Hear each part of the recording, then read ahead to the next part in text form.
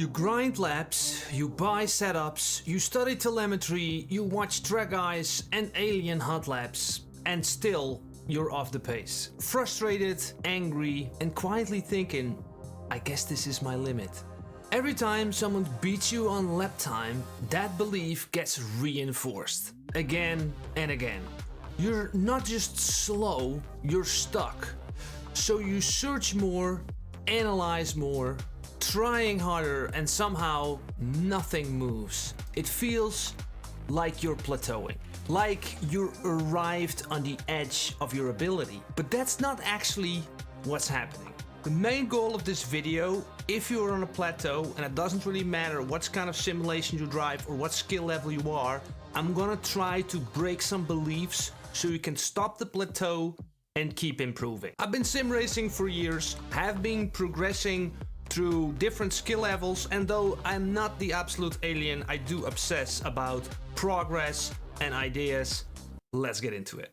Your first weeks in sim racing are chaos. Lines don't make sense, cars feel random, lap times are all over the place, and your first goal isn't speed, it's basically try not to spin. Then you join an online race and someone does like a 223 on Spa and you're stuck at a 226. 3 seconds. And it feels impossible. Not hard, impossible. So you ask the dangerous question, could I ever be that fast? Well, here's the good news you don't realize yet. At this stage, your mistakes are huge. That means gains are easy if you look at the right place. And lap time comes down to two things: shortest effective distance and highest average speed. Shortest effective distance is how little road you use while keeping the car stable and fast. You're not using the most road for the sake of using the most track, okay? It's just the effectiveness of the racing line, basically. And the highest average speed, not peak speed, but the average through corner exits and combinations. That's all. As a rookie, you violate both constantly. And as an advanced driver, you violate them as well. Not by meters, but by millimeters. Same problems, but just a different scale. So in this video, I want to talk about a framework that you need to understand visually to understand how to improve no matter what skill level you are. So look at this purple window. Imagine this was our skill level 1. We have an idea where to brake, we have an idea where to steer and when to hit full throttle, and this is our lap time. All of the black area around it is invisible lap time to us. We cannot see it. There is something that needs to happen. You need to learn something here. You need knowledge. And that knowledge could be a racing line knowledge. Maybe you're just driving the wrong racing line all the time. This black area is becoming more visible to you. If you're looking at a hot lap or you're searching a track guide, you will get knowledge. But that knowledge still needs to be cemented. So it basically means you need to start seeing the problem. That's step 1. You need to see it. If you can't see it, you can't improve it. Well, this is what I did, and I recently had a really hard time on a certain track, and I found like 0.6 seconds, and I was really stuck. I really felt the pain of the intro of this video. So I pushed the lap as hard as I could and did like 3 or 6 laps. And then I walked away from it. I was fed up. I went for a run. Whatever. Then later, you open up the replay and you analyze your own lap. Just let it go, have a look, and see what is happening. Now at this stage, and you don't know where to look or where to see, the YouTube is full of this hot laps, you know? Watch that hot lap and look at the simple lines. What lines are they taking? And make a narrow prediction and a narrow point to focus on. One thing only. Not like 3 million things, because then you cannot measure. You need to fix one thing first. And typically when you are beginner or even when you're advanced, 9 out of 10 times, there's always this line optimization that you can start applying in your driving. Now comes the frustrating part. Now you can see what you're doing wrong, but you're just not executing it. You fail again and again. So you ask yourself, why can't I just get good? Your brain is processing million bits of information every second. But the problem is, most of it is unconscious. Your conscious brain can only handle a tiny amount, maybe a few dozen bits, like 50 bits. If you set your brain to a clear problem, it will work on it in the background when you sleep, when you live. Your lab is full of errors, and improvement comes from making narrow predictions on how to fix them, one at a time. Maybe you're braking too late, so try to brake early. Maybe the car feels really slow on the straight. Maybe you need a lower wing setting on your car. Maybe you enter corners too fast, so maybe slow it down a little bit mid-corner. Or maybe your car doesn't stop well and you need like a different ABS or brake input. And many of these ideas will be wrong. But if you set the task and you focus on one problem, you'll be learning. And a lot of time, certain lap times comes from a combination of all of them.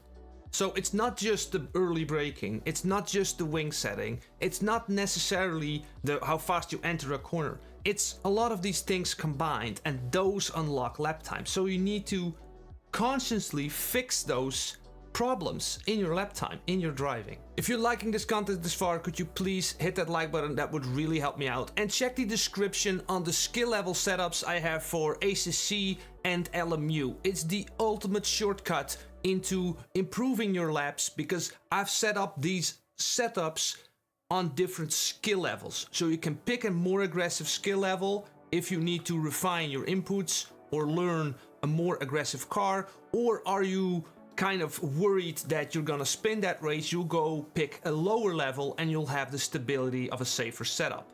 And there are some free ones as well, just to test, you know? Let's move on.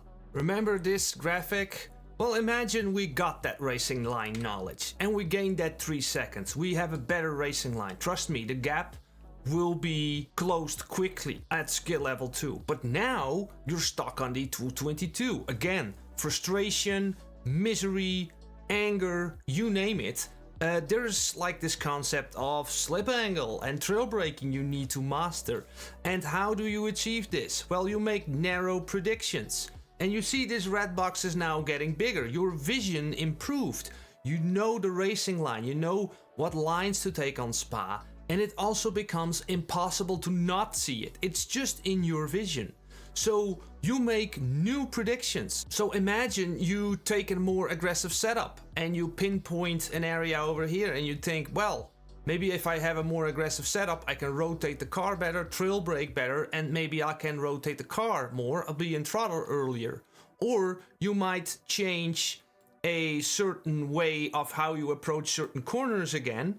More racing line knowledge allows you to do better trail braking or whatever, and after many predictions, you start to improve the lap time. And again, once you master the slip angle effect, it's gonna take a huge amount of time to get under that sweet 2020.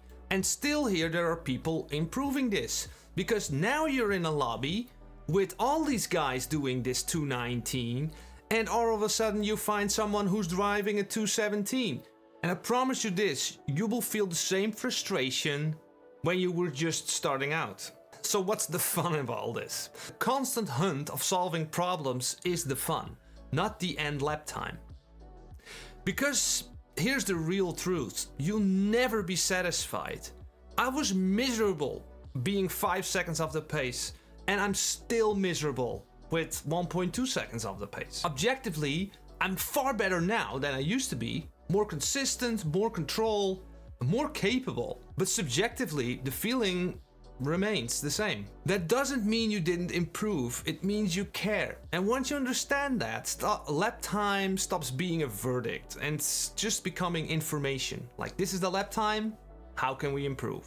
I also want to point out something about the skill acquisition in sim racing and how it starts to compound over time and how you get absolutely diminishing returns. So if you have a hot lap of the fastest driver world record, you could look at this area, all right? You got like a bunch of years of experience and all that stuff.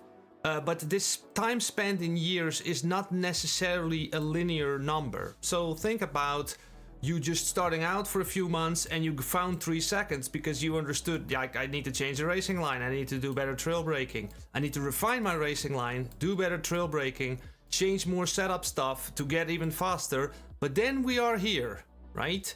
I really believe that the gap, this gap, a lot bigger than people think. I really believe that the absolute fastest drivers are the Cristiano Ronaldos and the Lionel Messis on the grid. They do not only have this exceptional talent, but they have connections with the simulation, the people they connect with, where they interact with, where they practice with. They have such a high bar and knowledge to execute it. So they have the execution, and they have the knowledge, and they have the people around them improving them, simulation knowledge and all of that stuff. So it is a massive journey, and you could wonder if it's fun to actually be here or get here. I think it is. I think it's the ultimate goal. So that makes sim racing and lap time improvement, in my opinion, infinite. So what do you take from all this then? If you are stuck on lap time, you need to see where it goes wrong. I think coaching and telemetry, all those things are the most shortest route to get you to see. And then the most important factor is, do you have fun chasing it down? Because for me, it's not always fun. I get a lot more fun making videos like this, for instance. So you choose. If you like this kind of ideas or videos, most of them before our newsletters. So check out the description to subscribe to my Substack, because it's a lot easier to create an email than a video. And these emails are full of these kinds of ideas, models, all that stuff. Maybe you're on a plateau with setups. You don't understand nothing about setups and you want to get into them, then I highly recommend this video, because having a good setup for your needs will also improve your lap time. Thanks for watching.